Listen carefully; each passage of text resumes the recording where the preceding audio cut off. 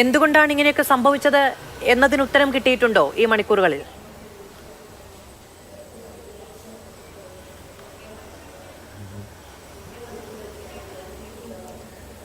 ഇത് സംഭവിക്കാൻ അങ്ങനെയുള്ളൊരു പ്രത്യേകിച്ച് കാരണങ്ങളൊന്നുമില്ല. അങ്ങനെ ഒരു ഇതുണ്ടാവാനുള്ളൊരു കാരണങ്ങളോ അതിന് പ്രത്യേകിച്ചുള്ളൊരു ഇതൊന്നും ഉള്ളതല്ല.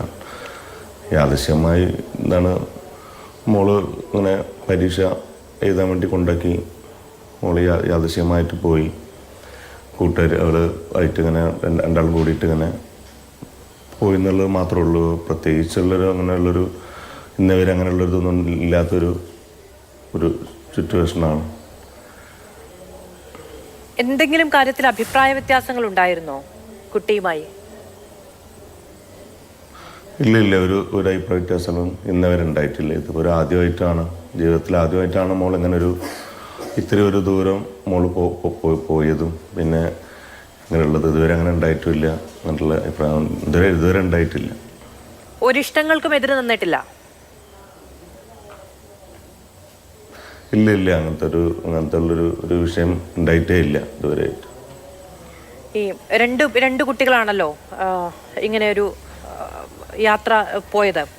അപ്പോൾ നമുക്ക് പലയിടങ്ങളിൽ നിന്ന് ലഭിക്കുന്ന വിവരങ്ങളൊക്കെ അനുസരിച്ച് ചില ഇഷ്ടങ്ങൾക്കെതിരെ നിന്നു എന്നത് അടുത്ത പെൺകുട്ടിയുടെ രക്ഷിതാവ് പറയുന്നുണ്ടായിരുന്നു. കുറച്ച് മോഡേണായി നടക്കുന്നതിൽ ഒക്കെ എതിർപ്പ് പ്രകടിപ്പിച്ചിരുന്നു. അത്തരം ചില വളരെ സ്വാഭാവികമായി എന്ന് നമ്മളൊക്കെ വിചാരിക്കുന്ന ചില എതിർപ്പുകൾ ഉണ്ടായിരുന്നു എന്നുള്ളത്. അതൊരു പക്ഷേ ഈ പറയുന്ന കൂട്ടുകാരിയുടെ ഒരു കലഹത്തിന്, ഒരു എതിർപ്പിന് കൂട്ടുനിന്നു എന്നുള്ളതാണോ മനസ്സിലാക്കുന്നത്? ഇത് എന്നെ സംബന്ധിച്ച് പറയുകയാണെങ്കിൽ ഞാനൊരു കുഞ്ഞുകുട്ടിയും പരാജയമായിട്ട് ജീവിക്കുന്ന ഒരാളാണ്. കാരണം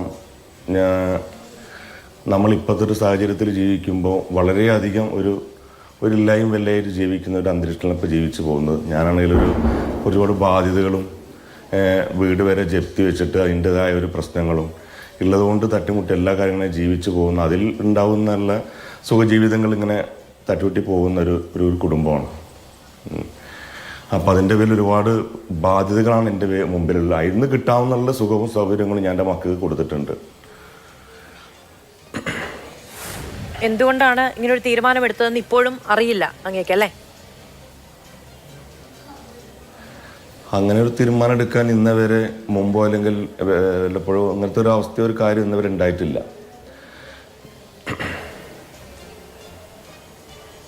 ഈ കുട്ടികളോട് സംസാരിച്ച സമയത്ത് അവർക്ക് വീട്ടിൽ കുറച്ച് പ്രശ്നങ്ങളുണ്ട്, തിരികെ വരാൻ താല്പര്യമില്ല എന്നൊക്കെ പ്രതികരിച്ചതായി കേട്ടിട്ടുണ്ടാകുമല്ലോ. അത് അമ്പരപ്പുണ്ടാക്കുന്ന കാര്യമായിരുന്നോ? വീട്ടിലേക്ക് തിരിച്ചുവരാൻ താല്പര്യം ഇല്ല എന്ന് പറയുന്നത് കാരണം ഇന്നവരെ വീടുകളിൽ നമ്മൾ അങ്ങനത്തെ ഒരു പ്രശ്നങ്ങളോ അല്ലെങ്കിൽ കുട്ടികൾക്ക് ബാധിക്കാവുന്ന വലിയ പ്രശ്നങ്ങളോ ഇതുവരെ ഉണ്ടായിട്ടില്ല, വീട്ടിലുണ്ടായിട്ടില്ല. പിന്നെ നമുക്കുണ്ടാവുന്ന ഈ ഇല്ലായും വെല്ലായും വീടുകളിൽ സാധാരണ ഉണ്ടാവുന്ന വിഷയങ്ങൾ, നമ്മൾ ഈ ബാധ്യതകൾ വീടുകളിൽ സാധാരണ ഉണ്ടാവുന്ന പ്രശ്നങ്ങൾ ഇത്ര മാത്രം. ഞാനാണെങ്കിൽ ഇപ്പോൾ നമ്മൾ ബാങ്കിൽ നിന്ന് MTC ബാങ്കിൽ നിന്ന് ലോൺ വന്നിട്ട് എന്താണ് ഈ ജപ്തി വന്നിട്ട് 2 പ്രാവശ്യം ഒഴിവായിട്ട് ഇപ്പോൾ നിൽക്കുന്ന ഏകദേശം ഒരു ജപ്തിക്കിൻ്റെ ഒരു ലെവലിൽ നിൽക്കുന്ന ഒരു സാമ്പത്തികം വളരെയധികം ഒരു വിഷമത്തിലുള്ള ഒരു അന്തരീക്ഷത്തിലാണ് ഇപ്പോൾ ഈ ഒരു വിഷയം ഉണ്ടായിക്കൊണ്ട് ഇത് പോയത്. അത് വളരെയധികം മാനസികമായിട്ട് ഇന്നെ വളരെ തകർക്കുകയാണ് ചെയ്യുന്നത്. കുട്ടികൾക്ക് ബാധിക്കുന്ന ഒരു കാര്യം വീടുന്നോ അല്ലെങ്കിൽ ഇന്നെ സംബന്ധിച്ചോ നമ്മളത് ഇന്നവരെ ഉണ്ടായിട്ടില്ല. അതിനൊരു അവസരങ്ങളൊന്നും ഇന്നവരെ ഇല്ല. മോൾക്ക് പഠിക്കാൻ ബുദ്ധിമുട്ടുണ്ടായിരുന്നോ എന്തെങ്കിലും തരത്തിൽ? മോൾക്ക് ഇന്നവരെ ഇപ്പം ഈ ഒരു +2 വരെ എത്താവുന്ന ലെവലിൽ വരെ ഇന്നവരെ ഒരു ബുദ്ധിമുട്ടും ഈ സാധാരണയുള്ള പോലെ തന്നെയുള്ള ചുറ്റുപാടുകൾ ഇങ്ങനെ കടന്നുപോയി എന്നല്ലാതെ വേറെയുള്ളൊരു പിന്നെ വലിയ ആർഭാടങ്ങളോ അങ്ങനെയുള്ള ഒരു രീതിയിൽ ജീവിക്കുന്ന ഒരു കൂട്ടത്തിലുള്ള ആളല്ല ഞാൻ.